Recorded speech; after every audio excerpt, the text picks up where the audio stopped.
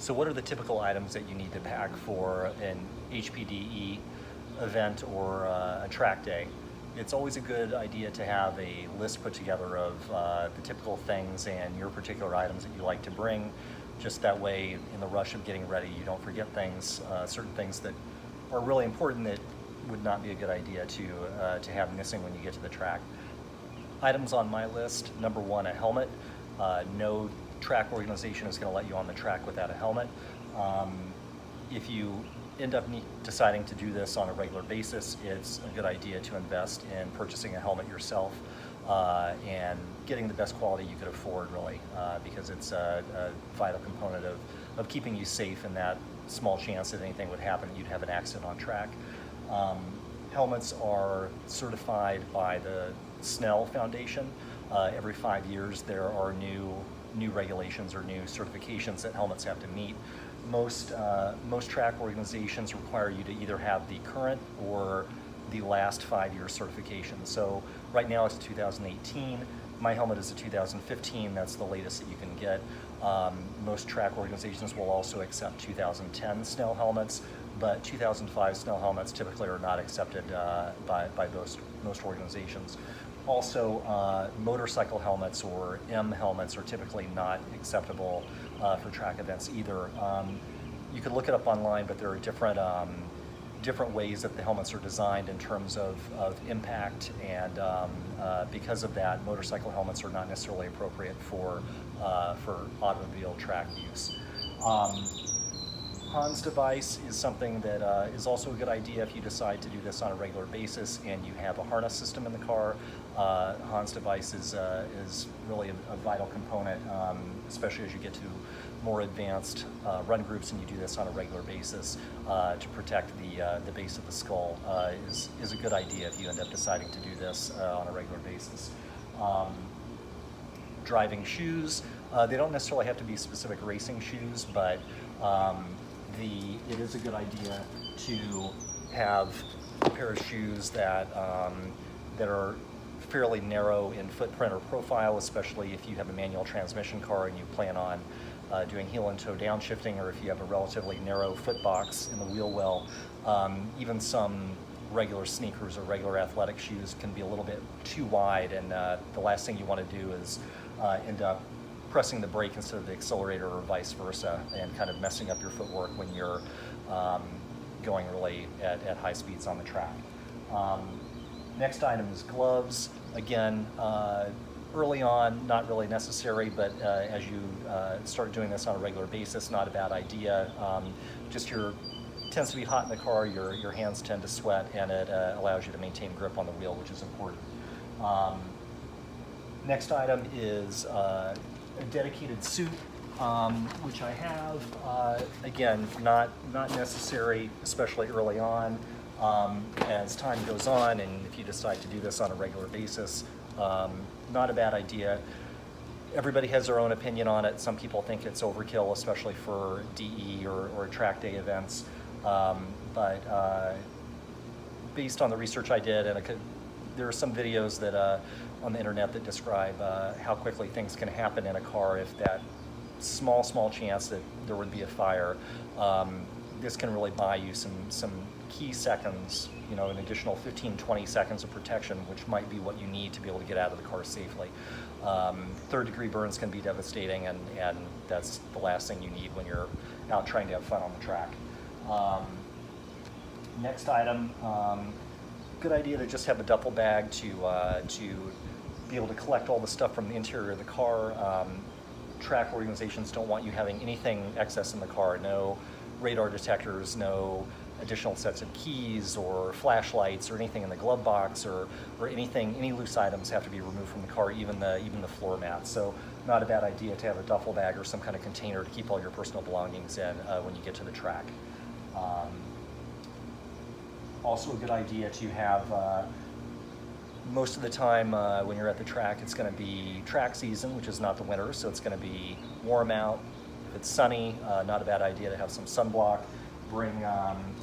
Make sure that you have plenty of water. Most of the Most track groups will end up providing water, but good to have some of your own as well. You end up getting really dehydrated, more so than you would think. It gets very, very hot in the car, and good to stay hydrated so that you can stay sharp mentally and not make any mistakes. Other items that are good to have include foldable chairs for in between sessions if you want to have a place to sit other than inside the car. Nice to have a folding chair that you could stick in the car. Some people bring pop-up tents if it's something that you could fit in the car or fit in another vehicle that's coming with you to provide you with shade if you don't have a garage space. Also a good idea to bring a racing style aluminum jack, lightweight jack that the handle pops off of. This fits easily in the back of the GT4. I typically don't use it because I don't have room in the GT4 to bring dedicated track wheels and tires and change over at the track like I used to in my M3. But if for any reason you need to investigate something underneath the car or take a wheel off, look at a brake pad, something that you need to get access to the wheels, it's good to have a jack. Which means also bring a appropriate size socket for your wheel bolts and bring a breaker bar and a torque wrench. So speaking of torque wrenches, even if you don't plan on taking the wheels off the car, very important to have a torque wrench with you. You want to make sure that your lug nuts are torqued down to the proper torque spec. Also a good idea in between sessions to recheck the torque. You don't want to do it when the wheels are super hot right after you've come off the track because you'll end up over tightening. But after the car is cooled down for a half an hour, 45 minutes in between sessions before you go out for the next session, good to recheck the torque. It's not unheard of that the stresses of being on the track can end up loosening the lug nuts in between sessions. And again, you don't want a wheel coming loose or wobbling when you're at speed on the track. Next key item is a quality tire pressure gauge. Very important to make sure that your tire pressures are correct when you're on the track. Unlike daily use when you're looking for manufacturer's recommended cold pressures that you set the tires to, when you're on the track you're aiming for a certain range of hot pressures. The Michelin Pilot Sport Cup 2s on this car have a certain range of pressures that Michelin recommends. Other manufacturers, Bridgestone, Dunlop, have other recommended pressures, or if you're using something like a DOT slick like a Hoosier, those also have certain pressures.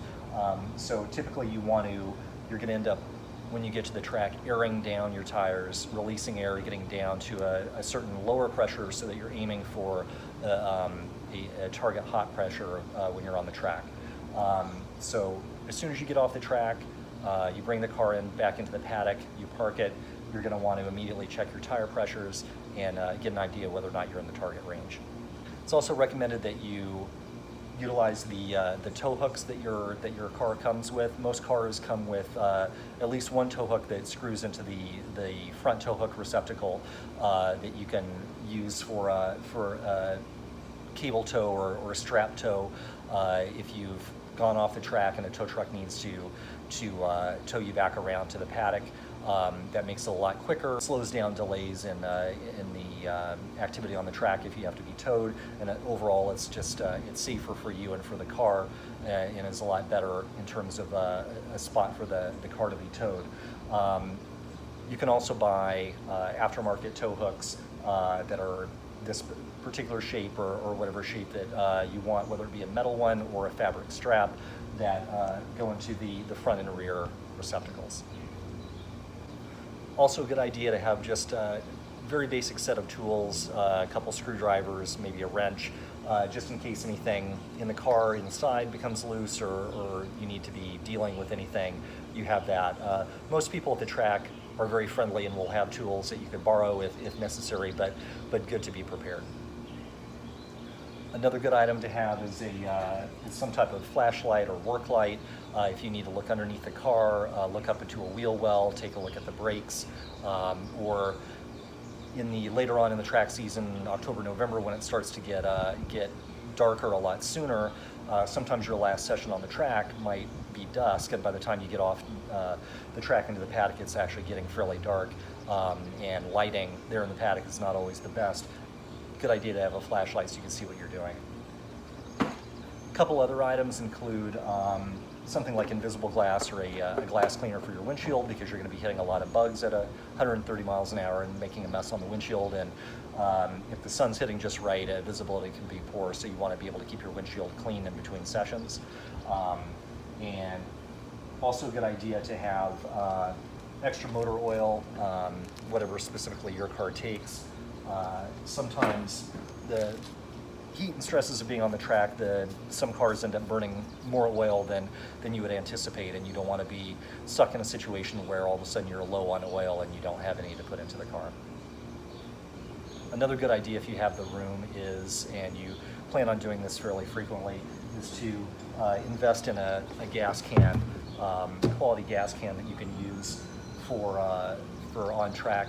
A lot of tracks have gas pumps at the facility, but the price tends to be 2 or 3 times what it would be if you were right outside the track in whatever the local town is. So not a bad idea at lunchtime, during the day, or in the morning prior to going to the track, to just go to the local Shell or Sunoco or whatever quality gas station you can and fill up a 5-gallon tank or a 5-gallon jug that you have with you to be able to fill the car during the day, because you tend to eat gas very quickly on the track. And also, you just want to make sure that you pay attention to whatever email communications that you're getting from your track organization that you're running with that time, that you'll be getting in the days prior to the event. Typically, it'll have information about a tech inspection checklist. Some organizations let you do your own tech inspection. Others want it done at an official facility, whether it be a recognized independent shop or the dealer. So you would need to have the tech inspection checklist filled out and brought with you, and whatever other paperwork and descriptions of the day and what the various itinerary is in terms of the run groups and that information. So good to have that with you. And the last thing I'll mention is track insurance. There are various organizations, various insurance companies that specifically write policies for track day activities. Most regular commercial carriers for your regular auto insurance do not cover incidents on the track. So if you have a car that you feel you can self-insure, and God forbid something happens and you have to write the car off, if you feel comfortable paying for that yourself, you're not worried about it, you don't have to worry about track insurance. But if you're looking at a car that's a little bit on the more expensive side, and you can't just eat the cost of the car being totaled, rare occasion that it would happen, it's probably worth it to look into getting a track insurance policy. There are numerous companies online that you can find that write policies for track days. So we went over a fairly extensive checklist of items to bring on a track day. If you're just starting out, bringing the bare minimum, then again, you would want to have your paperwork, which would include whether you ended up getting a policy, track insurance policy for the day, all the paperwork for the organization that you signed up with that day, including the tech inspection checklist, helmet, water, tire pressure gauge, torque wrench, or you could borrow one from someone at the track, and that's about it for starting out. And then as you move on, you can end up picking up more of these things if you end up doing this on a regular basis. Thanks for watching.